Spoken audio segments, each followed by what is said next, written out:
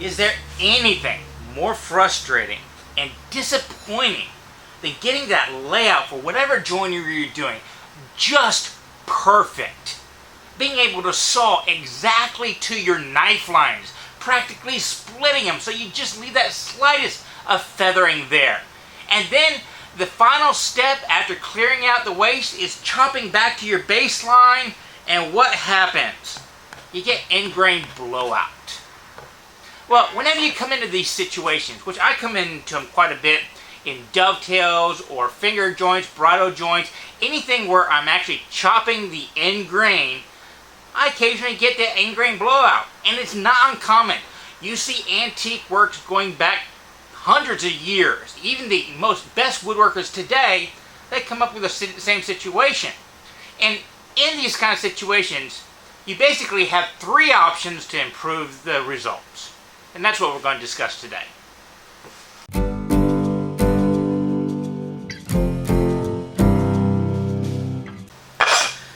End-grain blowout is when you're chopping out the waste on an end-grain joinery aspect, something like dovetails, which is where it comes into effect most of the time for me. And as you're chopping down, the wood breaks off instead of being sliced off. So you end up with this very ugly and huge void. And when that happens, in order for you to reduce the chance of it happening again elsewhere in the same joint, you have three different options. You could either adjust your tool, or you can adjust the techniques you're doing, or you can actually adjust the wood. And technically there is a fourth option. You could just ignore it. Because this is a part of a joint that isn't that integral into the function of the joint. It's not going to hold a lot of glue, and your customer's never going to see it. But I know it's there, and I know it's just not as clean as it could be. So, let's go through those three different aspects of adjusting a tool, technique, or wood, and see what we can do to improve your odds of not getting end-grain blowout. So let's start with adjusting your tool. The first and most obvious thing to do when you have any kind of problem with any tool, power or hand tool, is resharpen it. And this shouldn't take too long, just a few seconds. Just figure out some system that allows you to do it consistently and quickly, whether it's freehand sharpening or using a jig. As I kind of prefer using a jig just because it's a little brainless work for me to do, and I get to think about other stuff. So just a few strokes on each grit until you get a burr on the backside. Move on.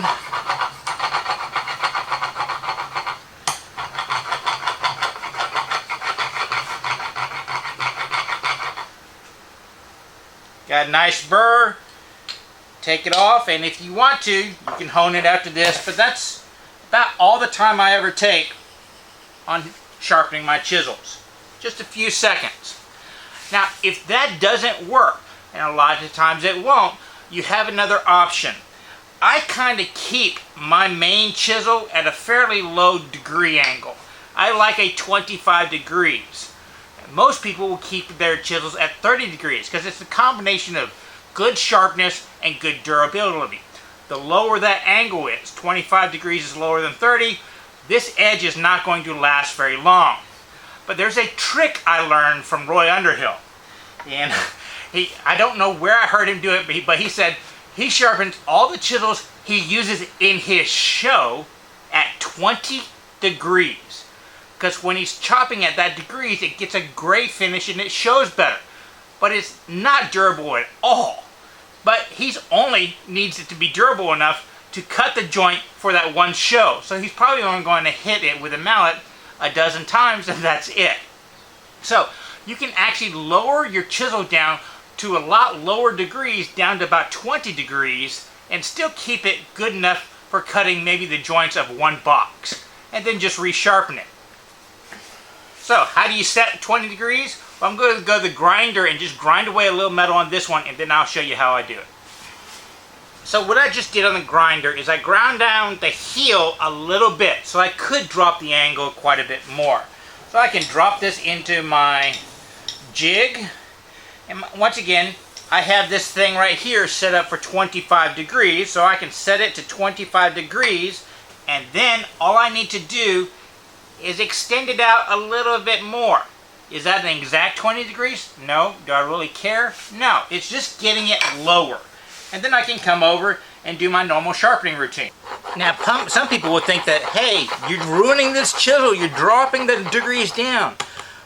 Dropping it to a lower degree is actually just perfectly fine. I know a lot of people that do that normally, because all you ever have to do to bring it back to its standard degree is resharpen it up. Because you're raising it up a little bit more, all it's going to do is sharpen off that last little millimeter, and then you're back to your normal degrees. And since you're working at the micron level down at the wood, that's perfectly fine for a chisel itself.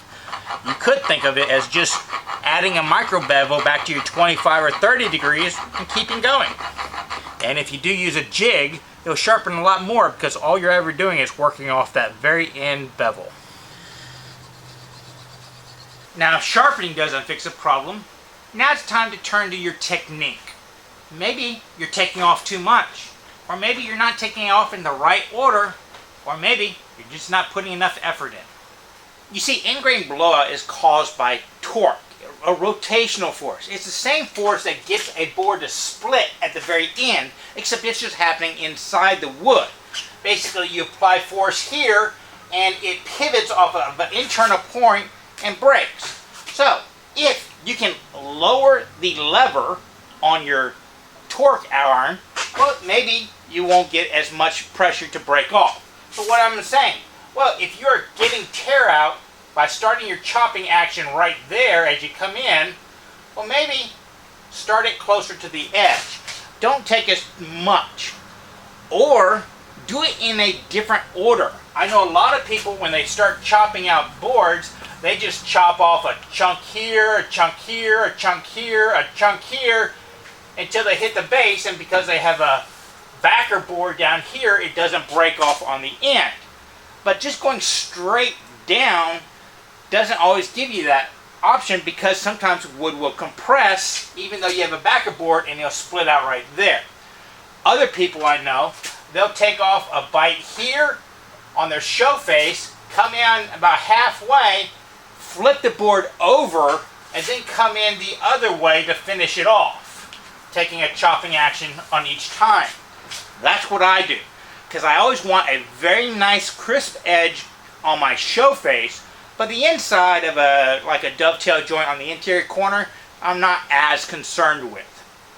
But what happens if all of a sudden you take off a fairly nice bite on the top, the show side, and now you want to chop off this back side, and you start taking it off on this corner right here?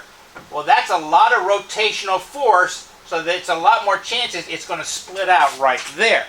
So, if you have to deal with this kind of situation, I suggest you take small bites on one side, small bites on the other side. Notice the rotational force isn't that much. And then keep reversing it, coming back the different directions until you take the final cut at the thinnest and thinnest amount. And yes, I know a lot of us will use a coping saw or bow saw to get close to that line, but that doesn't mean you can't take a smaller bite. My general rule of thumb is to split the difference from the baseline and what I'm chopping off until I can't split it anymore, and it just falls right into that knife line. Now, another problem I've had in the past is I use a lot of pine. It's cheap. Most of my shop stuff is made in that one, and this is the kind of times where I'm rushing stuff, so I'm maybe not sharpening it often, whatever. But most of the time, I get that interior blowout on woods like pine. And when I was first starting out, I'd come over to split the line, nice light taps, coming on, coming through, and I'd get that interior blowout. And what was my solution? I finally figured out I'm hitting it too lightly. I don't know the physics behind why, but I don't get as much blowout if I give it a more decisive hit. I can come through, this is a high angle, 25 degrees, the one I did originally. I can come over here, go all the way to that baseline, ignore all the rules I just showed you there, and just give it a heavier strike, no blowout. I don't understand the physics, but sometimes just hitting your chisel harder will reduce in grain blowout. The third technique I found that helps out some is to amplify the blowout. If you're trying to cut a perfectly horizontal line, if you blow out, it's going to blow out interior corners. But if you were to make a V, well, basically you are purposely making that blowout, and it won't blow out as much, but you still have a gap in the middle where wood glue will not work. So it's kind of damned if you do, damned if you don't with that technique, but it will at least look better to you when you're actually cutting the wood out. Yeah. So we've adjusted the tools by sharpening it or changing the angle. We adjusted our technique by either V-cutting it, taking smaller hits, or taking harder hits. Finally, we could adjust the wood. I use pine, and I use a lot of poplar. Those are very soft woods. Those are the kind of material that demand the sharpest of edges. It seems kind of counterintuitive that a soft wood would demand a sharper blade, but it does. The harder the wood you use, the duller your tools can be and get a good result, especially in chopping. There's a reason why cherry, walnut, maple, ash, all those woods are fantastic hand tool furniture making woods. It's why people gravitated to those species for years. They work wonderfully, and they are hard enough that they don't crush in situations like this, where pines and poplars and really soft basswoods and that kind of stuff, they do. So for your first adjustment, pick a harder wood or pick a better wood. Another thing that I have found works pretty well, and once again this is kind of counterintuitive, is to make it a little bit softer. I keep a bottle of denatured alcohol in a spray bottle for my wood turning work. If I'm getting a lot of blowout, sometimes I'll come over here and I'll spritz it. The alcohol will evaporate off, it might raise your grains, but for some reason it chops better in this situation. And once again, I don't understand the physics of this particular reasoning, but it kind of soaks through those capillary things and gets the wood inside a little bit moist, a little bit more flexible. Maybe that's why it doesn't crack off. So there we go. We've adjusted the tool, we've adjusted our techniques, and then we've adjusted our wood, and you could pretty much eliminate that in grain blowout with those two things. But I do want you to remember, option 4 of ignoring it, that's the traditional method, and that's completely valid.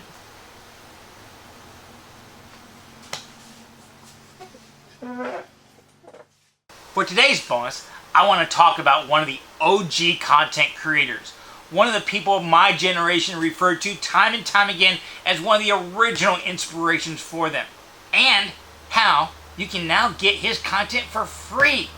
But before we get there, if you've liked this video, do me a favor, like, favorite, subscribe, do all those social medias.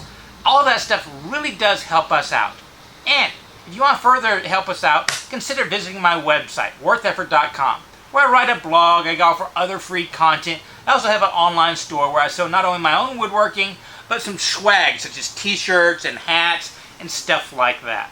And this being the end of the month, maybe take a little bit of extra effort and tell some online friends about us. At the end of the month, I always have to make decisions on how to progress in the next month.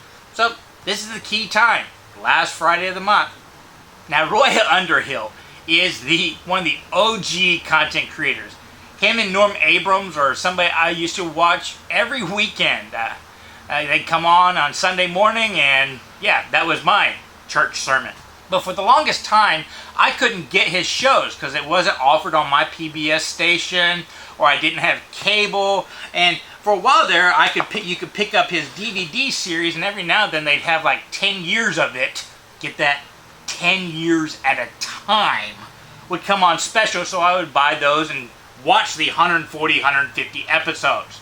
But now, PBS is putting his last 12 or 13 years of content online for free. You just have to go to their website and select which is your local PBS station. And I mean, that's 150 episodes. And if you think about it, his format of doing everything live, start to finish, right in front of you, actually showing you them, giving you stories. I mean, how is he not the original woodworking Casey Neistat? It's all about the story. So, I'll put a link down below to the PBS link to the Woodwright shows, and hopefully you will lose probably the next 2 weeks vegging on them. And I want you to remember one last thing. It is always worth the effort to learn, create stuff, and share it with others. Y'all be safe and have fun.